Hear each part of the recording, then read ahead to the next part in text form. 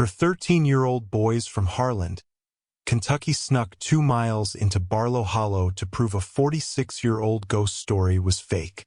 We set up camp on the exact spot where twin girls vanished without a trace in 1952. At midnight, we heard them singing a lullaby backwards. At 2:13 a.m. a vine tied itself into a perfect noose and hanged one of us while we watched. We escaped at dawn. Only 3 of us made it out. The 4th one was already tucked in bed at home, 10 miles away, dead for 6 hours, with fresh purple vine bruises around his neck that his mother swore weren't there when she kissed him goodnight. If you want to know how Appalachia steals children and sends something back that still says, "I love you, Mom," stop everything. Smash that subscribe button right now. Turn on the bell so you never miss a drop. Drop a like in the first 10 seconds. Let's hit 1 million tonight. Share this with every single friend who still thinks camping is safe. Because whatever took Kyle is still waiting for the 4th chair at the fire. Let's dive in. My name is Ryan Matthew Collier. I'm 39 years old. I live in a 1-bedroom apartment above Suds Duds Laundromat on Magnolia Avenue in Knoxville, Tennessee. Rent is $620. I pay it in cash every first Monday. I work night stocking shelves at the 24-hour Food City on Broadway. I haven't been back to Harlan County since June 3, 2001. I haven't stepped foot past a tree line since Halloween night 1998. And I haven't said Kyle Brennan's full name out loud in 27 years, 4 months, and 9 days. Because the last time I did, he answered from inside Barlo Hollow when his body was already cold in his own bed.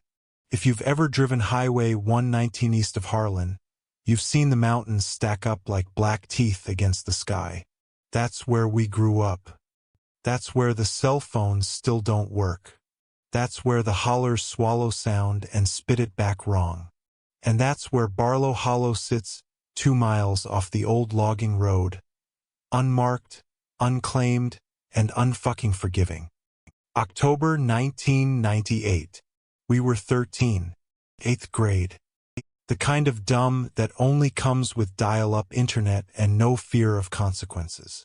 Tyler Reed, the mastermind. Honor roll kid who typed 3-page safety reports to convince his mom he could own a BB gun. His parents trusted him so completely they left for Lexington that Friday and never once checked the backyard. Josh McDaniel built like a refrigerator, 2 school suspensions for fighting, 0 fear on the football field.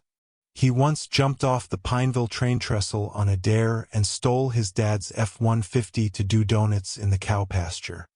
Nothing scared Josh, we thought. Kyle Brennan, 5 feet 4 inches, 89 pounds soaking wet, asthma so bad he carried 2 inhalers. His dad split when he was 8. His mom worked doubles at the truck stop diner on 421. Kyle spent every spare minute in the Harlan Public Library. He knew which ridge the Melungeons hid on, which cave the moonshiners used in Prohibition, and exactly what happened in Barlo Hollow in 1952. And me, Ryan Collier. Average kid. Average grades. Average everything. I went along because being left out felt worse than anything the woods could do. It started at Tyler's lunch table. October 12th. Kyle slid a manila folder across the table like it was the Dead Sea Scrolls. Inside, microfilm printouts from 1952. Front page, Harlan Daily Enterprise, October 6th. Twin girls, 12. Missing after family camping trip. Father only survivor photo of Sarah and Mary Barlow. Identical braids. Matching calico dresses. Gap-toothed smiles that never aged another day. October 20th. Search parties find no trace. Dogs refuse TO track. November 18th. Vernon Barlow found hanged in Barlo Hollow. Suicide note reads, "I didn't hurt them. I just couldn't find them." Kyle tapped the note. People who fake grief don't apologize for failing. They claim innocence. Vernon apologized for losing them. That means something was hunting. Then the follow-up folder. 46 years of disappearances, sightings, and silences. 1967, Hunter hears 2 girls crying "Daddy" for 3 hours straight. 1973, couple abandons 800 in gear after seeing 2 little girls with no eyes, standing in their tent at 3 a.m. 1981. Tommy Deaton found barefoot on Highway 119 screaming that the girls were singing "Ring Around the Rosie" backwards and the roses were full of teeth. Every incident within a 2-week window around Halloween. Every incident involving kids or teenagers. No bodies, just stories. And a town that learned to look away. Mrs. Keir, the librarian, overheard us in the microfilm room. She'd worked there since 1974. Voice like dry leaves. My brother went out there Halloween 77 with 3 friends. They camped in the exact same clearing. Heard singing. Saw 2 girls in dresses that belonged in a museum. One turned her head all the way around. They ran 8 miles barefoot. He joined the army the next morning. Still calls me every October 30th at 2:13 a.m. crying. Whatever's in Barlo Hollow isn't ghosts. Ghosts don't leave wet handprints on the inside of your tent. Tyler laughed. Old people love scaring kids. Classic. Kyle didn't laugh. He kept that folder in his jacket pocket for 2 straight weeks like it was body armor. Friday, October 30th, 1998. 3:07 p.m. Tyler's parents pulled out in their minivan. Melissa, 19, dropout boyfriend Brad, barely noticed us haul gear through the kitchen. We're setting up in the backyard, Tyler lied. Melissa waved without looking. Whatever. Don't burn the house down. Backpacks, Coleman 4-man tent, hand-me-down, duct-taped poles, 4 flashlights, 2 with dying batteries, 1 hunting knife, Josh stole from his dad, 1 Louisville Slugger, Josh again, 4 cans of Chef Boyardee, 1 camping stove, Kyle, 1 trail map, Kyle, 1 compass, Kyle, 2 inhalers, Kyle. 0 adult supervision, 0 chance we were coming back the same. We biked to the trailhead. Hid the bikes in briars. Started hiking at 4:32 p.m., sunset 6:08 p.m. We had 96 minutes of daylight. The trail disappeared after half a mile. Overgrown logging road reclaimed by kudzu and copperheads. Temperature dropped 15 degrees the second we crossed the rusted, "No trespassing" sign nobody had replaced since 1979. Mile 1, Old Barlow Homestead Foundation. Just moss-covered stones and a chimney swallowed by vines. Kyle stopped. Burned in 65. Nobody rebuilt. They say the fire started in the girl's bedroom. At 2:13 a.m., Josh kicked a rock. Great. Haunted woods and an arson ghost. 5 stars. Mile 2. The trees changed. Ancient white oaks with trunks wider than cars. Canopy so thick the sky vanished. Leaves underfoot weren't crunchy. They were wet, like they'd been soaked in something thicker than water. We found the clearing at 5:59 p.m. Exactly where Kyle said. Flat ground. Creek gurgling black water. Circle of blackened stones still warm. Someone had camped here within the last 7 days. We set up fast. Tent. Fire. Chef Boyardee heated in the cans. For 90 minutes it felt normal. We told gross-out stories. Josh tried to scare us with the one about the hook-handed killer. Tyler countered with the one about the babysitter and the clown statue. Then the sun dropped behind the ridge and the dark turned solid. You don't know black until you've been in Appalachia with no moon and no mercy. Our fire was a nickel in a coal mine. 8:47 p.m. First sound. Not wind. Not animals. Two voices. Hi. Harmonizing. Children. Too far to make out words. Too close to be imagination. Tyler froze mid-sentence. You guys hear that? Josh stood. Nope. Fuck this. Pack up. Kyle checked his watch. It's 8 miles back. Pitch black. We'll break legs. Josh. Better than whatever's singing. I voted with Kyle. Wait till dawn. Stay together. No splitting up. Josh went to pee 20 feet out. Flashlight beam jerked. Died. He sprinted back pale as printer paper. Hands shaking so hard he couldn't zip his fly. Something was behind me. Breathing. Wet. Like lungs full of creek water. We piled into the tent. Lantern on low. Shifts. 2 awake. 2 pretending to sleep. 11:47 p.m. My shift with Josh. We sat back to back. Every sound outside was a footstep. Every shadow on the nylon was a face. 12:58 a.m. Wet dragging sound circled the tent. 30 feet out. Slow. Deliberate. Like something too heavy for its bones. 1:30 a.m. Shift change. I passed out hard. Woke to Kyle shaking me. Tyler's gone. Tent flap unzipped. Sleeping bag empty. Lantern flickering. We ran uphill following a choking sound. Found Tyler dangling 2 feet off the ground. Thick vine wrapped twice around his neck. Face purple. Eyes bulging. Hands clawing at nothing. Josh grabbed his legs. Lifted. Kyle and I sawed with the knife. Vine was warm. Pulsing.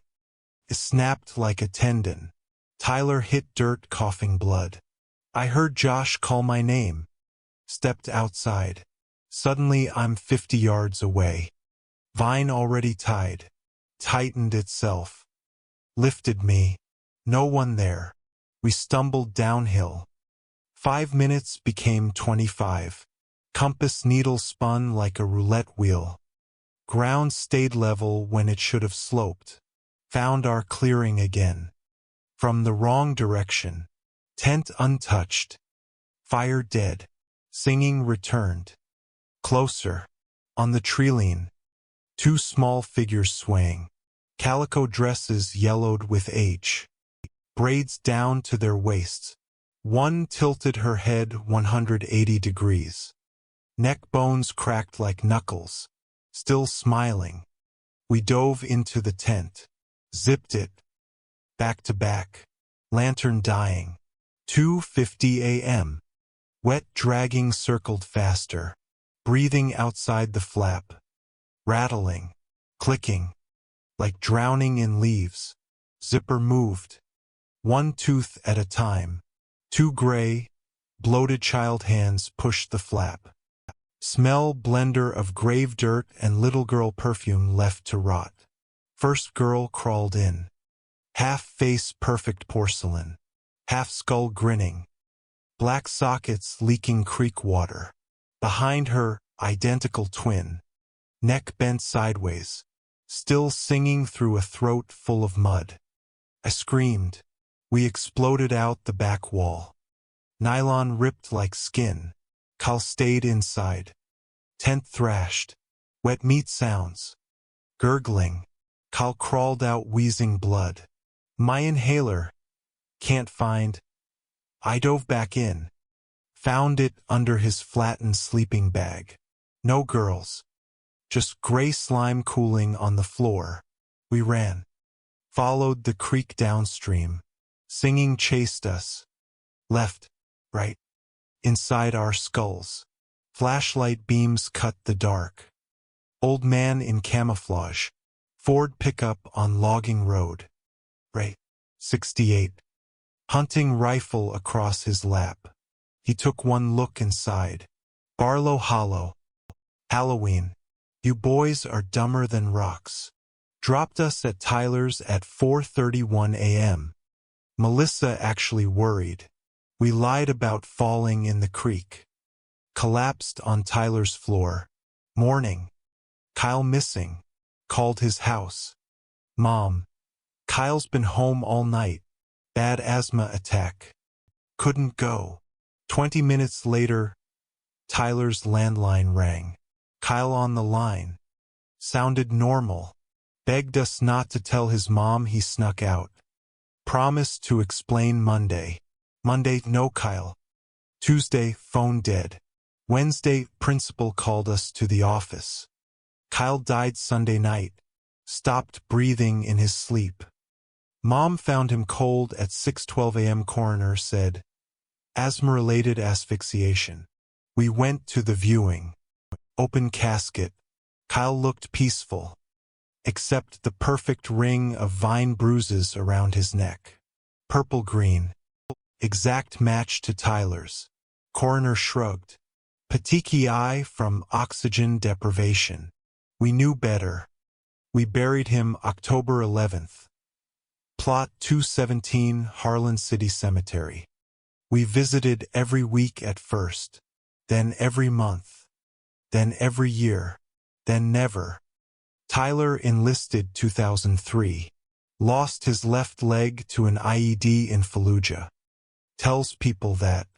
Never mentions the vine. Josh got heavy into oxy. Overdosed 2014 in his truck off Highway 119. Barefoot. Radio stuck on static that sounded like two little girls laughing. I moved to Knoxville. Work nights. Sleep days. Never own a tent. Never trust lullabies. Last month Tyler called drunk. First time in 8 years. Ryan. They're in Emily's room. My daughter. 12. Braids. Asked if she wants to camp in Barlo Hollow for her birthday. He hung up. Changed his number. Moved to Oregon. No forwarding address. 2 weeks ago. Letter in my mailbox. No stamp. Child's handwriting in purple crayon. We miss Kyle. He was supposed to be our new brother. But he ran. You all ran. We still have room for one more. The Hollow is hungry again. Bring Tyler. Bring Josh. Bring yourself. We saved you a spot by the fire. At the bottom, 2 small handprints. Gray. Bloated. Still dripping creek water onto my doorstep. I burned the letter. Burned sage. Salted every window. Bought a shotgun. Last night, 2:13 a.m. singing outside my apartment. 2 voices. Ring around the rosy. Pocket full of posies. Ashes, ashes. We all fall down. Backwards. Closer every verse. I haven't opened the curtains. I haven't answered the door. I haven't slept. If you're ever in eastern Kentucky and 4 kids invite you camping in Barlo Hollow, if you find a clearing with fresh ashes and 2 little girls in calico dresses, if they ask you to play Ring Around the Rosie at 2:13 a.m., run. Don't look for the trail. Don't try to save anyone. Don't say their names, because some hollows aren't empty. They're waiting, and they still need one more to make 4.